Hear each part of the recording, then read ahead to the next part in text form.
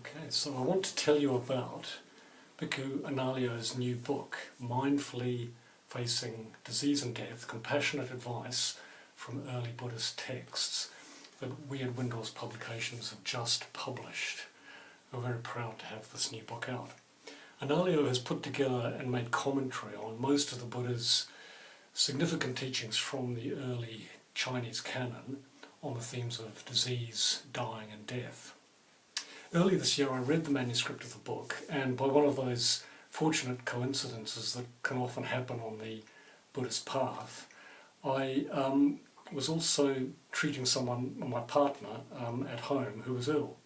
She was convalescing at home and I was her main carer. And it was very useful to have the right thing at the right time, as I say, a fortunate coincidence. In this case, it was the right advice I needed when taking care of somebody who was ill. So it's a timely advice on caring for a sick person, not only from Analia, but from the Buddha.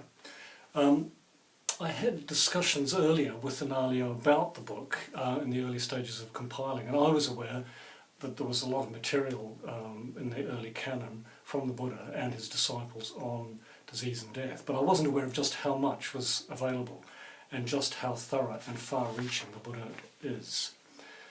The Buddha covers all the bases, from the most pragmatic, how to be a patient, how to be a nurse, how to deal with pain, how to be mindful in the face of death. But also he goes to the most lofty and sublime. What is the nature of this body? What is the nature of death? What is death?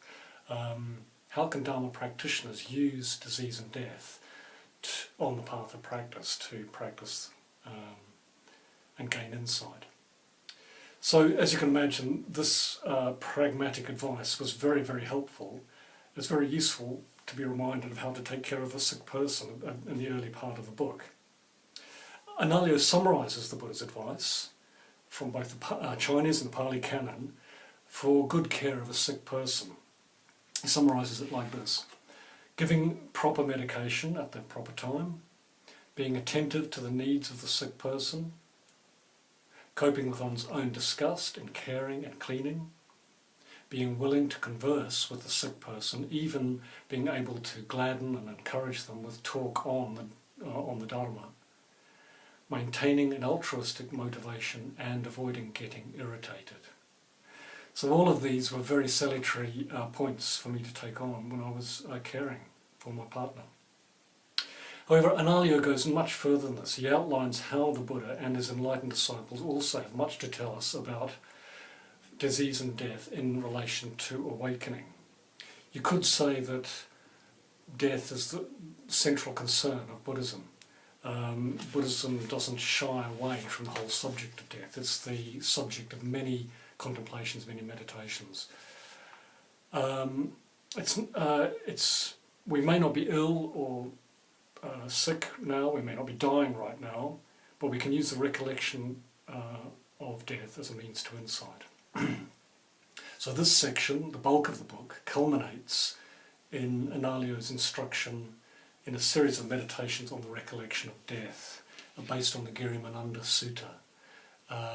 And these are centred around the 3 marks of conditioned existence and the 4 satipatthanas, which many readers of Anālayo's work will be familiar with.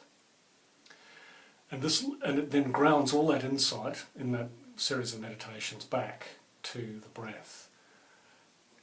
So here it is, and Analia has compiled these teachings from the 2 main sources, the Chinese Agama tradition, and linked it with the more well-known Pali canon traditions, translations, and has used his own translations of the Chinese sources. And as readers of Anālayo's more recent works, similar works, will know, he's introducing Buddhists of all traditions to the treasures of the Chinese canon, particularly from, you'll know, from Compassion and Emptiness and from Perspectives on Satipatthana. Amazingly, as far as we know, no translator or commentator has done this before, brought together such a compilation in one book. So once again, we're very happy and very glad to be publishing, to be making available a treasure trove of the Buddha's teachings on death and dying.